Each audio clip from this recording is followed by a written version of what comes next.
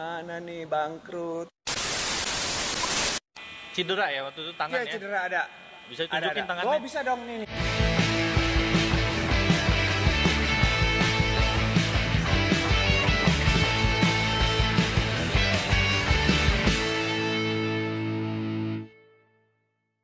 Halo guys, ketemu dengan saya Marquez. Kali ini saya sedikit berbeda. Kali ini saya berada di makerspace saya di ruangku. Nah, kali ini saya tidak membuat sesuatu, tapi kali ini saya kedatangan tamu Edo Borne. Jeng jeng jeng jeng jeng jeng jeng jeng jeng jeng jeng jeng. Wih, ada musiknya. Gue bikin back sound sendiri, guys. Halo teman-teman, balik lagi di channel gue. Bukan. Oh, bukan. Ini channel lo ya? Ini channel Marquez Darmawan. Oh iya. Maaf ya. Oke. Silakan. Nah, ini tuh guys, kali ini saya kedatangan tamu Edo Borne. Siapa sih yang nggak kenal Edo Borne? Halo teman-teman, banyak masih yang belum kenal. Yang belum kenal, subscribe dulu. Subscribe channel Edo Borne. Nah guys, kali ini saya mau bertanya-tanya tentang dunia woodworking, juga tentang dunia DIY.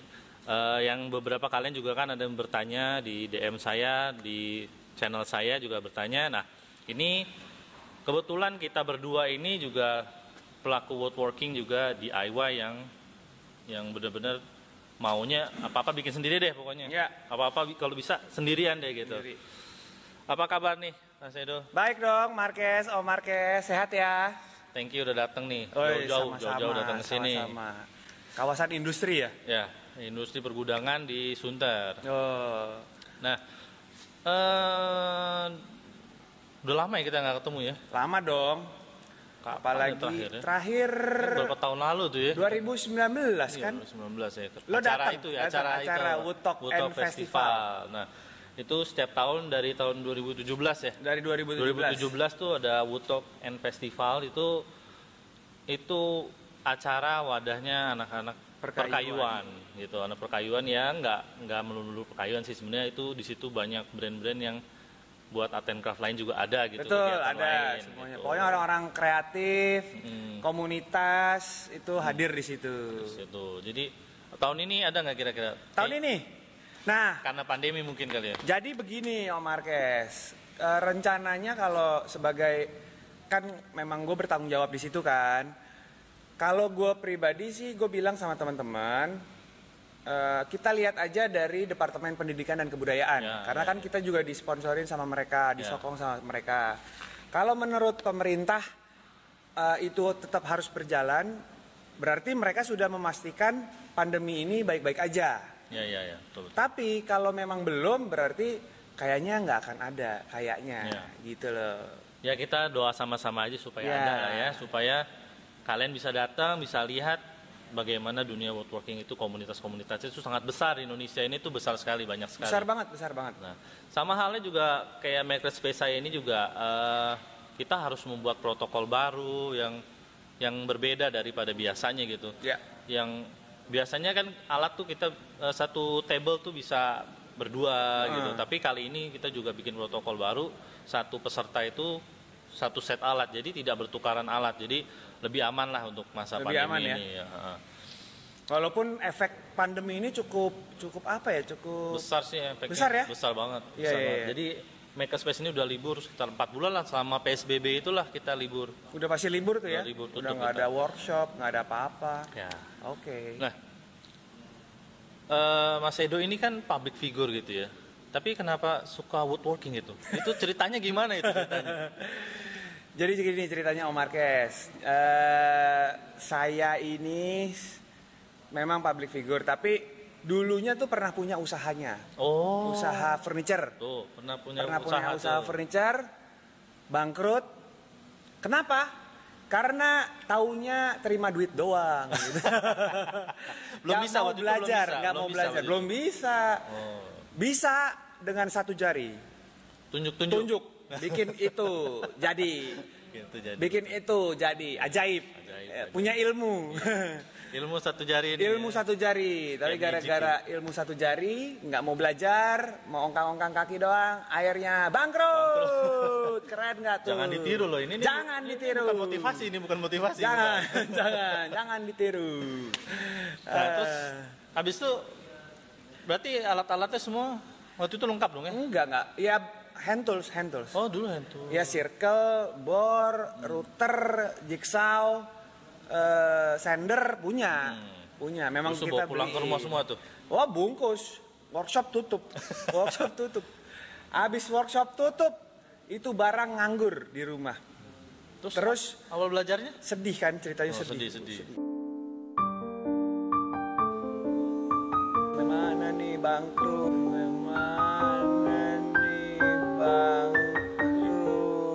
Gimana? Istri gue lihat, kasihan juga ya suami gue gitu. Suruh belajar lah. Kalau emang masih mau lanjutin, belajar dong. Karena itu semua bisa dipelajarin. Belajar di mana?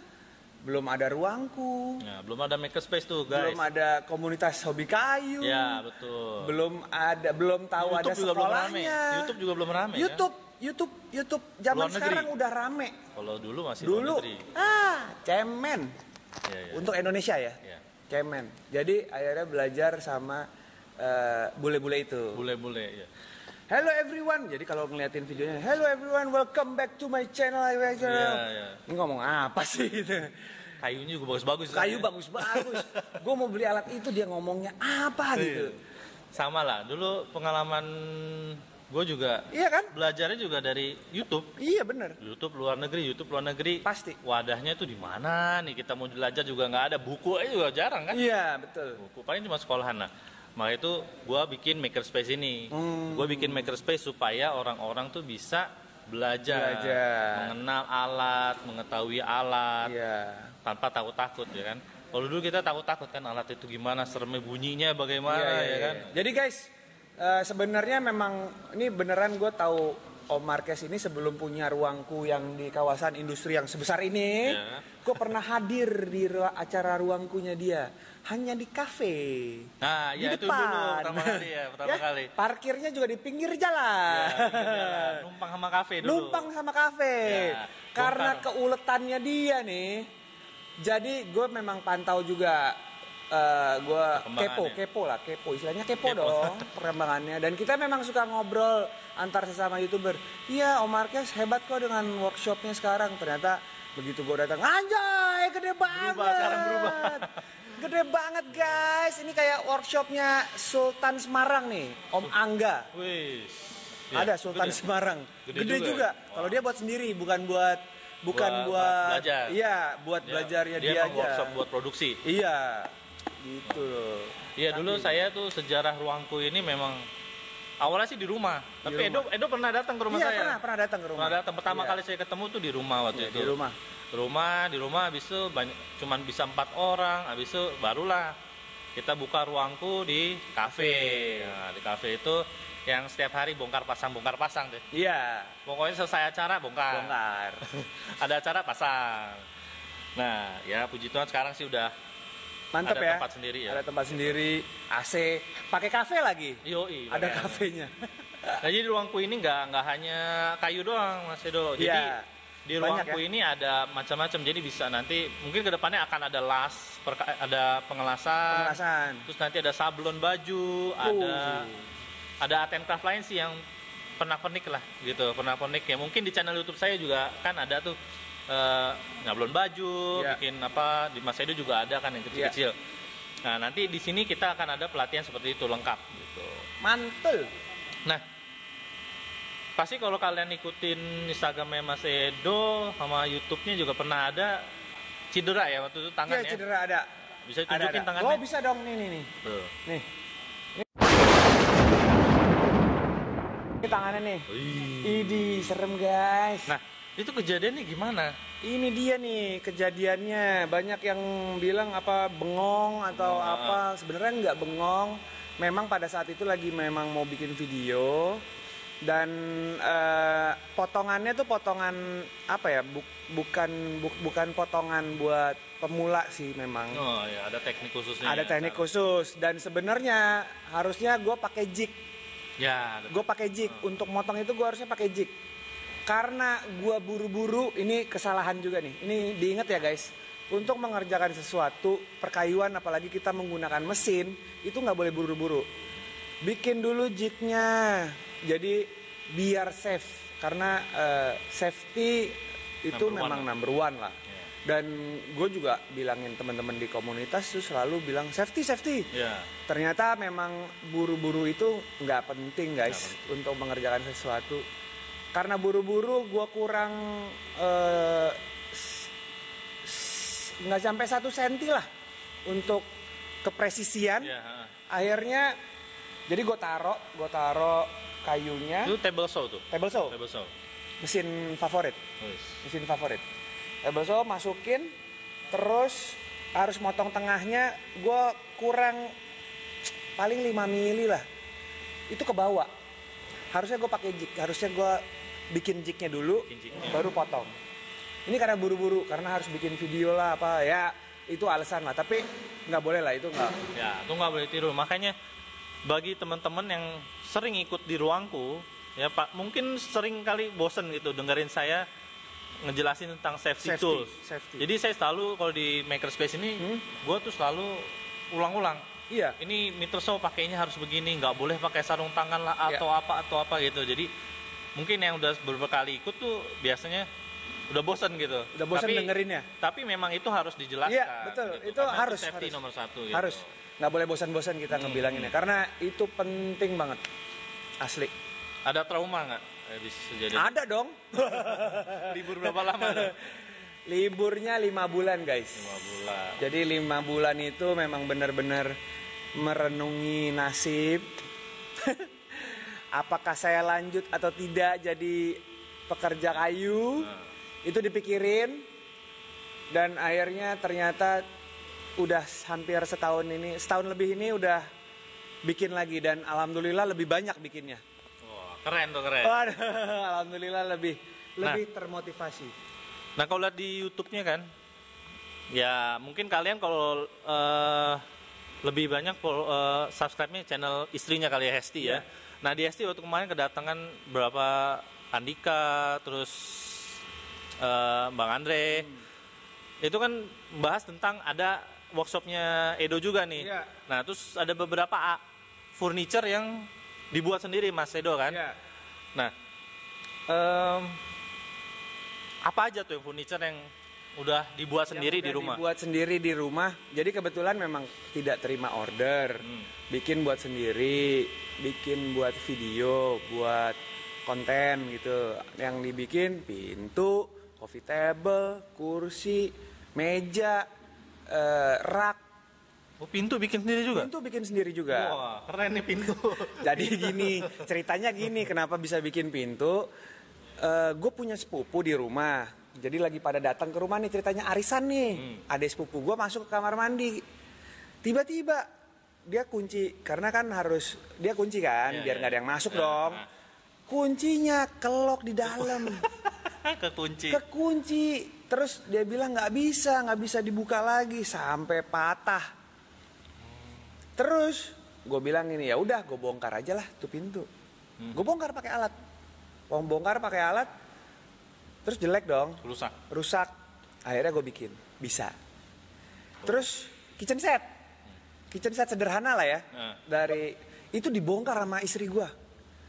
Akhirnya harus bikin dong. Karena kelihatannya kan jelek. Akhirnya bisa gitu.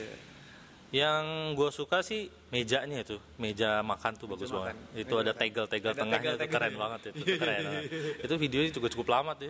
Panjang juga bikinnya. Panjang, susah tuh. Itu sebelum kecelakaan itu dong. Belum, jauh. Nah, berarti kalau kalian lihat ini kan itu sangkut pautnya nggak woodworking doang, berarti kan DIY ya, do it yourself ya kan, do it yourself. Jadi semua. Gue nih sebenarnya pengen orang-orang tuh bisa apapun buat sendiri gitu. Jadi makanya selain Makerspace ini bisa berguna untuk orang banyak bisa mencoba untuk membuat sendiri. YouTube gue juga kan banyak art and craft lainnya yang untuk dekorasi buat sendiri gitu. Menurut Edo DIY itu gimana sih maksudnya di Indonesia ini? Di Indonesia ini DIY sebenarnya udah banyak sih yang bikin sendiri, maksudnya yang ngerjain sendiri. Cuman karena keterbatasan alat yang pertama, keterbatasan pengetahuan itu. Keterbatasan kalau sekarang sih alat udah mulai banyak. Ya. Keterbatasan part. Yang biasanya kan yang contoh lah mau lem apa atau cat water base belum tersedia di nggak gampang belum gampang. Iya, belum ketemu. Kayak gitu loh. Betul. Itu sih sebenarnya yang membuat bangsa kita tuh DIY-nya masih kurang kalau menurut gua ya. Kalau menurut gua. Sedangkan kalau memang orang mau bikin sendiri, banyak sih yang udah bikin sendiri. Cuman mereka nggak videoin aja mungkin ya. Ya, mungkin nggak di videoin ya. Jadi nggak banyak yang tahu. Ya. Nah, gue juga sering bilang ke teman-teman yang belajar ini, kalau zaman dulu tuh orang punya board tangan masih pakai kabel tuh keren, ya kan? Iya. Tapi sekarang board tangan semua udah bisa dijual dimanapun, ada yang harga murah, ada yang mahal. Iya. Orang rumahan sudah ada. Tapi gue sering bilang di zaman Indonesia masih pakai board kabel, luar negeri mungkin udah punya alat-alat seperti ini. Jadi setiap rumah udah punya alat seperti ini. Betul. Nah, gue selalu jelasin kalau nanti zamannya kita tuh nanti akan bergeser ke arah apapun buat sendiri. Iya. Dan gue yakin kayaknya nggak lama lagi karena lihat pandemi begini nih efeknya kan kita takut panggil tukang untuk datang ke rumah, untuk betulin, seenggaknya cuma betulin apa? Pipa bocor, ledeng, ganti ledeng. Kan kita takut gitu kan karena pandemi ini. Nah, menurut gue sih ini efeknya pas banget gitu, momennya pas banget untuk kita untuk menggalakkan DIY itu sendiri. Menurut Bang Edo gimana tuh? Iyalah, bener banget. Jangankan zaman 3 tahun yang lalu lah, istilah 3 atau 4, gue mulai tuh 4 atau 5 tahun yang lalu. Itu beli alat tuh susah banget. Cari table saw aja, cari table saw tuh susah banget. Susah, dan apa yang gue pengen, spek yang gue pengen tuh hampir dibilang hanya beberapa merek saja, gitu dong. Ya, setelah itu belum ada online lagi ya, belum canggih. Online ada tapi ya nggak terlalu lah ya, maksudnya belum terlalu percaya lah. Akhirnya memang harus datengin terus beli. Begitu kemarin tuh udah sebenarnya udah gampang kan ya. Nah, gue berasa banget begitu punya alatnya, begitu punya toolsnya, itu bisa ngerjain sendiri. Iya, betul. Apapun itu. Iya. Nggak cuman kayu, nggak cuman besi, kan kita taunya DIY. Iya. Metal working, woodworking. Enggak. Betulin ledeng. Plumbing dong.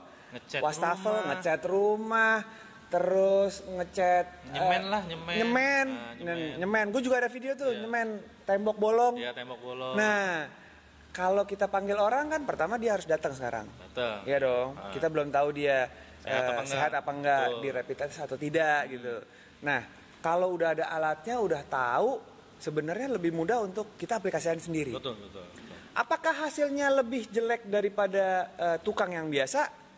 Enggak juga. Belum tentu. Kalau kalian apik ya pasti apik hasilnya. Kadang-kadang di video gue itu gue mengerjakan apa yang belum pernah gue kerjain. Ya. Mau gagal, mau berhasil juga. Lo juga gitu dong? Betul. Bener gak? Bener. Gue kerjain apa yang belum pernah gue kerjain. Kayak misalnya gue ganti ledeng, ganti pipa wastafel.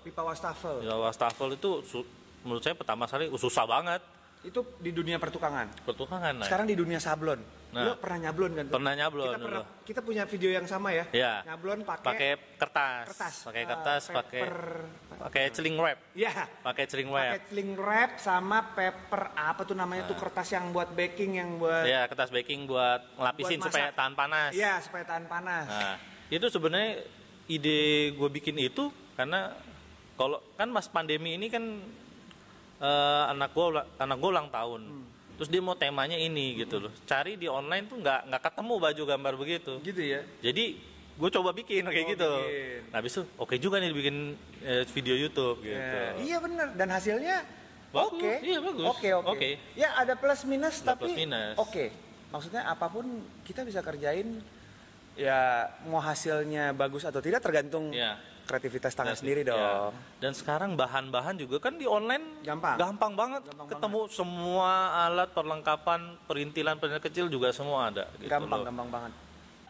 Tapi apapun yang kita kerjain, sebenarnya kayak contoh sablon tadi, nggak usah pambling, nggak usah benerin yang berat-berat lah Iya, istilahnya. nggak usah berat-berat. Itu juga dari anak gua. Oh iya. Anak gue lihat di media sosial kan, apalagi di media sosial, wah lucu Pak, Iya, bisa bikin sablon ini. Terus dia pengen banget punya gambarnya dia sendiri di baju. Gue ajaklah dia juga ngerjain. Begitu jadi hasilnya, puas banget guys. Anak seneng. Iya. Hasilnya tuh nggak kelihatan, plastiknya nggak kelihatan. Nggak kelihatan. Nggak kelihatan sama saya plastiknya. Kita dapat konten. Iya. Nah, saya kan, video gue juga akhir-akhir ini juga kan ingin tuh bantu orang-orang yang ada di rumah gitu ya. Maksudnya tetap harus bisa berkarya. Iya. Kan nggak semua orang punya printer khusus gitu, punya printer yang tintanya khusus, yang tinta yang sublim gitu ya. Iya. Nah, kalau berapa kalian lihat video terakhir saya kan semua videonya tuh menggunakan printer biasa, bikin frame pakai printer biasa, bikin dekal pakai printer biasa.